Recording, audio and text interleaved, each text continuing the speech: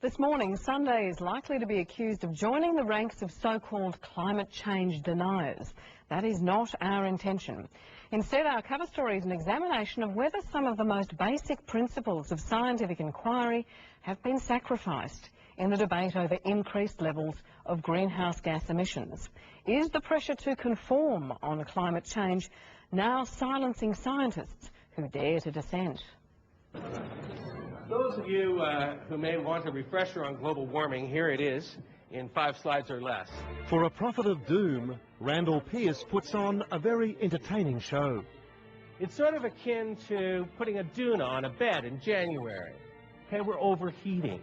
We're overheating as a planet. An inconvenient truth. If Al Gore is the high priest of human-induced global warming, then Pearce is his travelling evangelist. 5 to 10 years, there will be no more snows of Kilimanjaro. He's one of more than 1,000 speakers Gore has trained to spread the message from his Oscar-winning movie, An Inconvenient Truth. If this were to go, sea level worldwide. Let me begin. My journey as a climate messenger began in my home country of Canada. And tonight, Pearce will tell this well-heeled audience in Melbourne the time for disputing the word is over. What you don't want is bushfires in the Grampians. You don't want billowing smoke rolling down Burke Street like we saw here a year ago, January. I was here. I thought my friend had taken me to Mumbai. Every presentation is different. You learn to work with the props you have. Sometimes you just get lucky. I mean, this little girl is going to spend her whole life dealing with this crisis. And, what we have to do is we have to make sure that we don't scare the children. I'm quite serious. It's this call to emotion that drives our understanding and acceptance of climate change. At a time when interest in science education is waning, Randall Pearce and his ilk are the new teachers, or some would say the new preachers. You do have to connect on the emotional level, and if I'm an evangelical for the climate, so be it. I mean, I think we have to get the message through, and we can't simply do that through reason. We have to reach people where they live, in places like this, in their own communities. That's how you really make a difference. Do you get anybody who comes out of this talk saying, I'm still a denier? Do you get anybody like that? haven't seen a denier for months. But others are not so sure. It's not about consensus. Biologist Jennifer Marahasi knows the world is warming, but she's not convinced of the reasons. I'm very proud to be a skeptic. I mean, my trainings as a biologist, and the early biologists, natural historians, wore skepticism as a badge of honour. Take Thomas Huxley, for example, a colleague of Charles Darwin. He used to say, skepticism is the highest of duties, blind faith, the one unpardonable sin. I played the game of love and love. Social historian Professor Don Aitken also sees dangers in conducting science by consensus.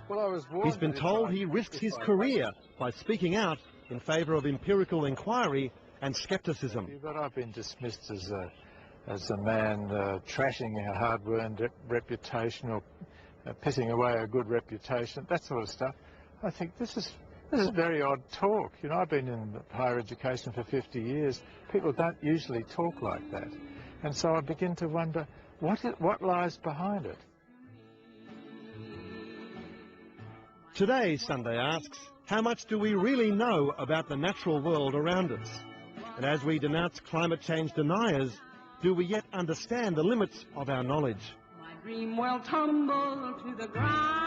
never heard a real scientist say that the debate is over in a scientific matter. All scientists, in my view, and I've met thousands of them, know that we only know at the moment in a contingent way. That is to say, tomorrow somebody could disprove it. But at the moment, we'd like to say, well, for the most part, we think this is the case. And that's what you're getting about global warming. For the moment, the consensus among a lot of scientists is that humans have caused a lot of it. They can't tell you how much. They can measure it, they can model it, they can assert it, but they can't actually demonstrate it. Your attention, please. Thank you for choosing Earth as your planetary vehicle. In the event of continued inaction in the face of global warming, your seat cushion can be used as a flotation device. The connection between human activity and global warming is now firmly established in popular imagination.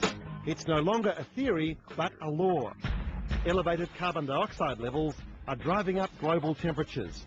Catastrophe is nigh.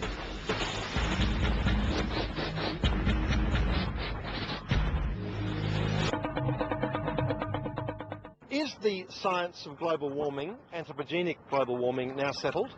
Yes, it is, pretty much. In terms of the projections that were made, in 2001, that all of the debates have been around, there's been enough time now for scientists to collect data on what's happening in the real world to compare with those projections. And we now know that those projections were very conservative. The worst case scenario, or worse than that, is now emerging from the real world data. Professor Tim Flannery. We live in an age where science has conquered ignorance. And the ignorant, which is most of us, do not challenge scientists like former Australian of the Year, Professor Tim Flannery. Australians as a whole understand more about the issue now than they did. When he tells us that counter views are not to be trusted, much less funded from the public purse. So basically, to have a counter view is junk science now. Is that your proposition? Look, I think there's some genuine scientists out there who are in that 1% or less who have a particular objection. They have a valid viewpoint. For every one of those, there's probably 10 or 50 paid by industry to mislead us. Bill Kinnenmuth is not a paid lackey of the oil industry. Things we don't know. And he too is concerned that consensus is stifling debate. Well, there's certainly not a consensus about global warming, because there's people like myself who don't believe that we can say that's going to happen. Kinnenmuth is a weatherman with 40 years' experience in the Bureau of Meteorology. In that period, the sum of knowledge on climate grew dramatically, but from an extremely low base. There's a lot of broad agreement about the climate and how it works, and most people have got a general feeling for that. What we've got to back off from, I think, is this advocacy that we actually know what's going to happen, and therefore we're pushing governments into taking actions which are premature. And to actually say that science is settled means that the government will say, look, well, why give more money to research in climate? The scientists say the science is settled, but it really isn't.